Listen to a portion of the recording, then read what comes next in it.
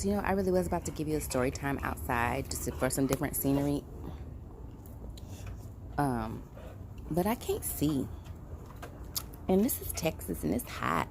But I got a good story time, so let's go back to the car where we usually are chilling with each other. I'm back. No more technical difficulties. Welcome back to my channel. Welcome to Chi Chats.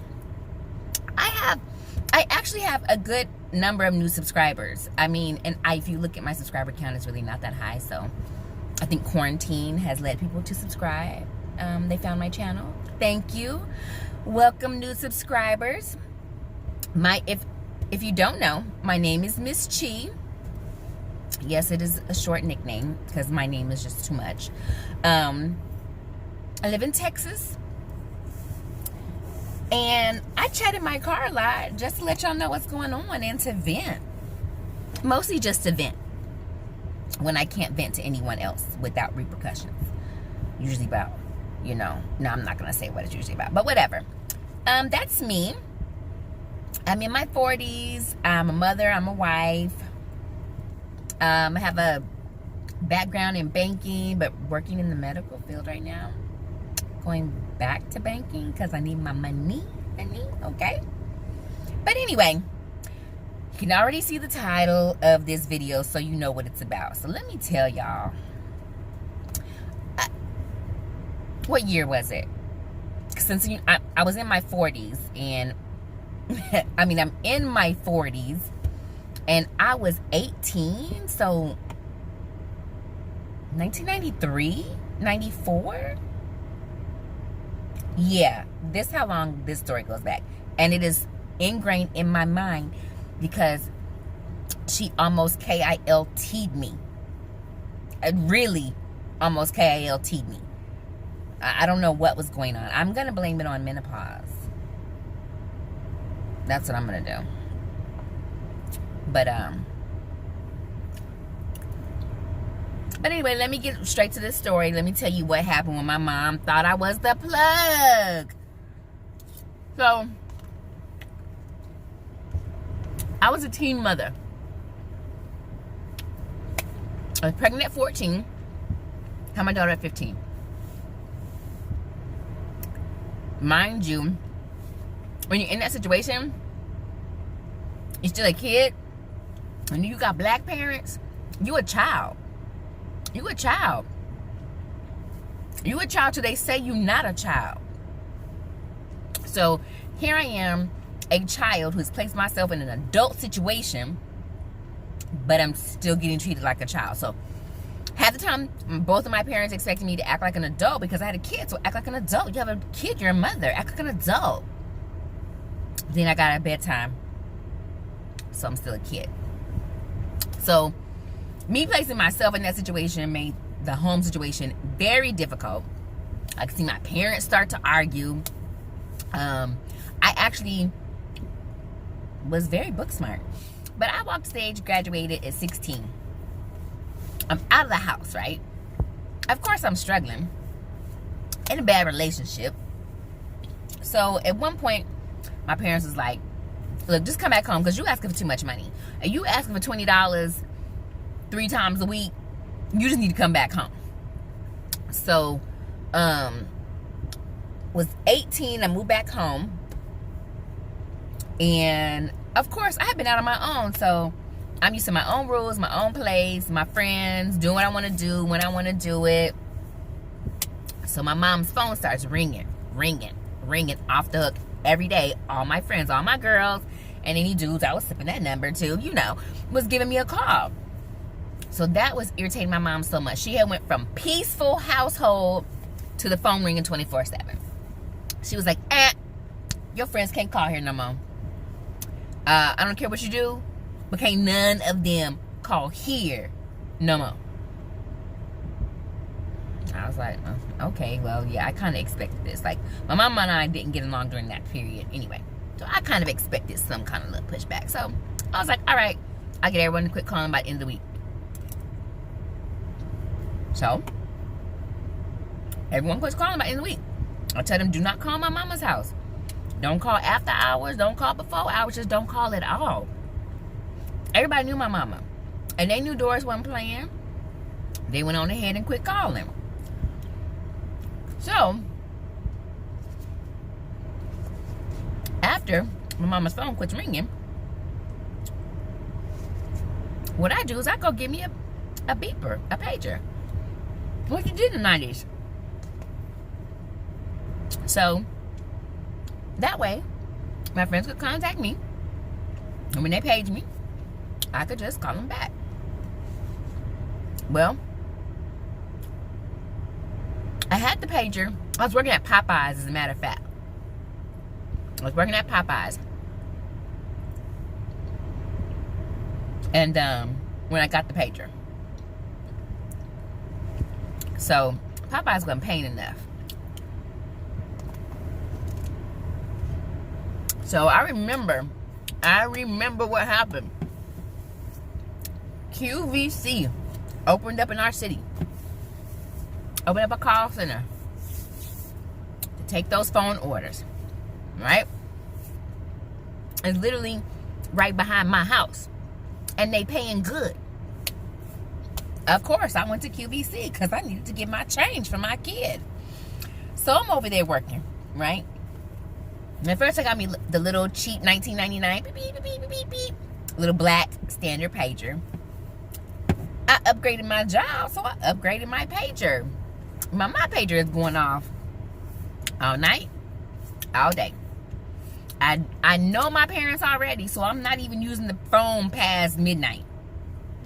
I'm 18. I'm not even touching their phone past midnight. And no, my mother would not allow me. And this is when we had home phones, y'all. Home phones on the wall. Hello? Yes. Yes, she's here. Hold on one moment, please. Home phones on the wall. You could have more than one phone in your house. So my first thing, before I even got a page, I should have mentioned this first. When my mom told me to have everyone quit calling, she's tired of people calling her phone. She can't use her phone. I was like, well, I'm working. Would you allow me to pay for a phone line? No, I don't want no holes in my wall. I was like, well, that's understandable, but my oldest brother had this room before me, and you allowed him to have a phone in his room, so there's already an outlet here. I would just pay to get it connected. Answer was still no. My dad said yes, my mom said no. Mama wins, right? So that's why I got the pager. And mind you, I have a child, right? So I have daycare. I have babysitters. I have a baby daddy. All these people would need to contact me when they have my child and my job. So I get the pager. It's little black pager, whatever. It really don't bother her that much, I guess. I don't know. I don't think she knew that I had it. That's what it was. She didn't know I had the pager. But within a couple of weeks, I upgraded my job. So I upgraded my little beeper. I got a little clear blue one, and you know, it was cute. I could put the little ringtones on it. Anybody that used to have a pager, you know, used to put the ringtone on it. Mine was always New Edition. Let's not get it twisted. New Edition was always my ringtone on my pager. So my pager starts going off, right? My mom notices it. She's like, oh, when did you get a pager? And I was like, oh, it was my last paycheck. That's why your phone hasn't been ringing, because I got the pager. So people would page me. I'd go to our house phone, call them back, have a conversation, you know, whatever. And I had a car, so a lot of times people would be like, hey, can I get a ride? Let's go here, let's go there, whatever. So this is what was happening. My girlfriend, has she moved out yet? No, she hadn't moved out of her house yet. She lived around the corner from me. We've been friends since 6th, 7th grade. No, I was in 7th grade. She was in 8th grade. If I'm 18, she's 19 at this point. We had our plans already to move, right? Because at this moment, she's pregnant and her mama don't know. Her mama don't know, and I'm keeping it secret. Ooh, that's a whole nother story time. Oh, Lord. I suffered trauma from that. But anyway, so our plan was we knew some apartments. We was going to flip and get an apartment. Her own apartment, me my own apartment, but in the same apartment complex. So I take her to work. We work together And now she's trying to come. Well, we're working together at Popeyes. And she's trying to come with me now to QVC. Because why would she not go get that money, right? So she would page me. I would call her back. And she would let me know like either her schedule or can I pick her up or whatever. And I would do that. So my mom sees my pager go off. She sees me use her phone. And it's like, yeah, okay. What time? Be there in a minute. All right, bye. I leave out the house with my kid, mind you, taking my child with me. I'll pick up my girlfriend, whatever. I'm not telling my mother what I'm doing. I just tell her I'll be right back. So one day, and mind you, I'm in college. I'm doing homework at the bar. I put my daughter down for a nap. So here's the bar right in front of me, right? Doing homework on the bar, writing. The phone is right here on the wall next to the bar. My mother is in the kitchen. I'm looking at her. We are looking at each other. My mother was actually, I think we had just eaten dinner and she was cleaning the kitchen and I was doing homework. My dad is in their bedroom. So, mind you, my pager goes off. My mom is talking to me. I don't even know about what. So, I look at the pager. I don't make a move to call back because my mom was talking to me. She turns around and looks at me. And she's like, "So, you a drug dealer?"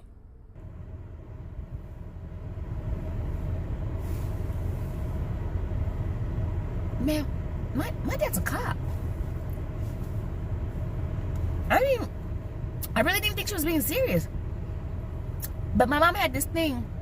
When she got mad, her eyes would do like this.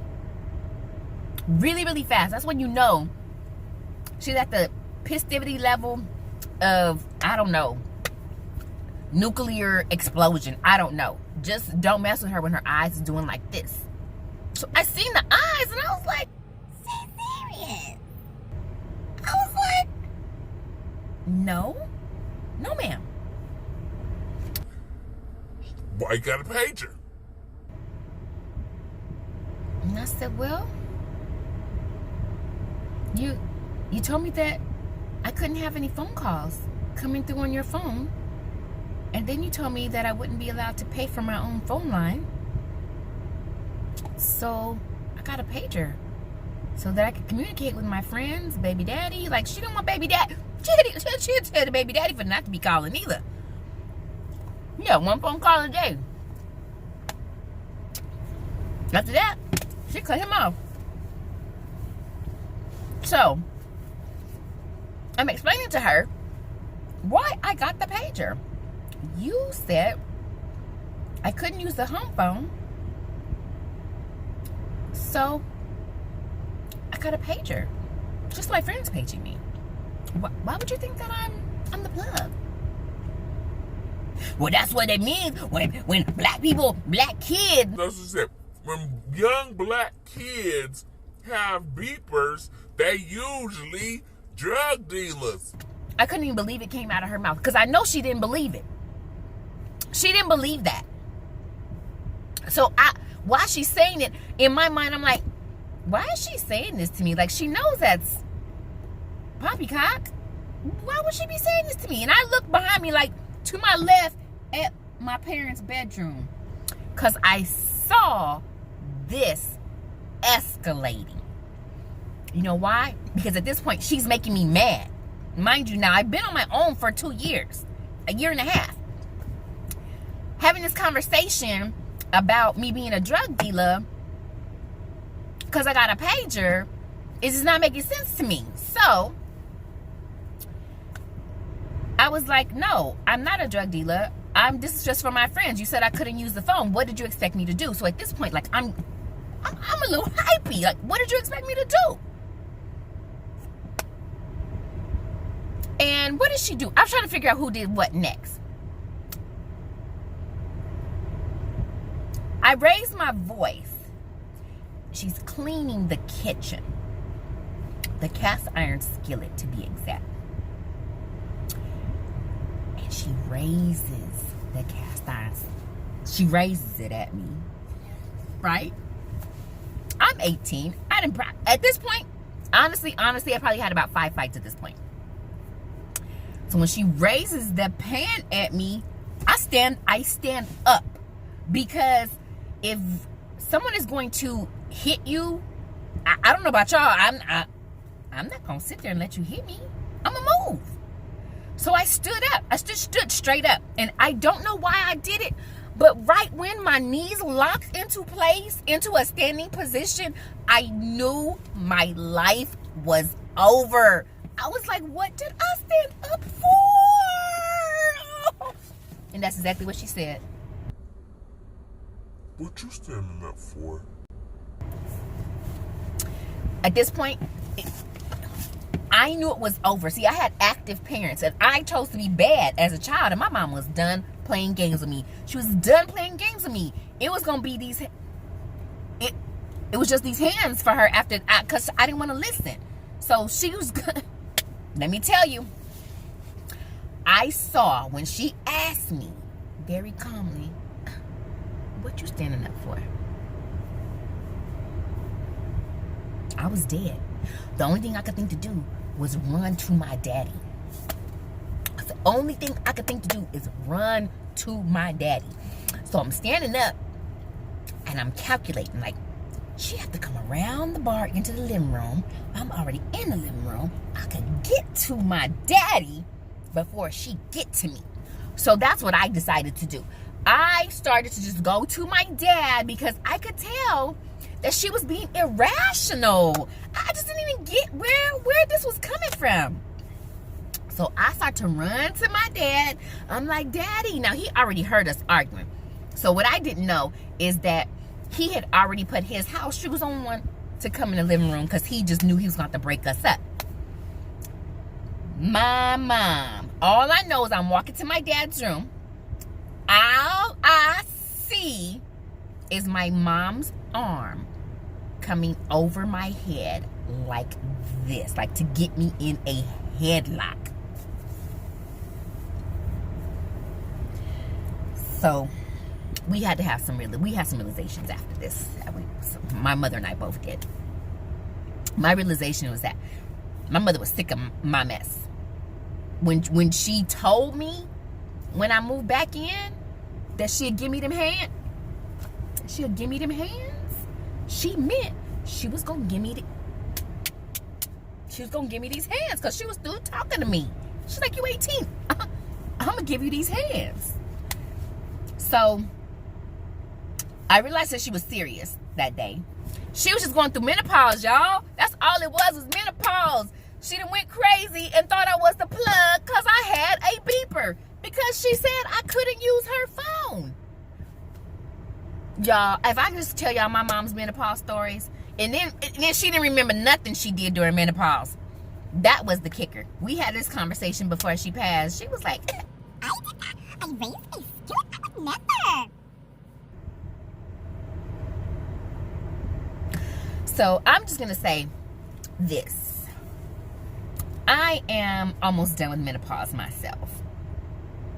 And I have made a conscious effort to not choke my daughter out during menopause. All right, guys, that's my story time. The time my mom thought I was a plug.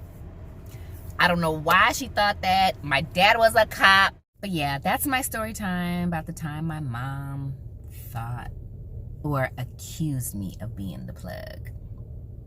Doris knew I wasn't no plug. I could barely plug up an iron to iron my pants. I could barely plug in a curling iron to curl my hair. I could barely plug in anything that was gonna make me work, especially at 18. So there's no way I could be a plug. I didn't even like looking at plugs. Okay, guys, see you later. Bye.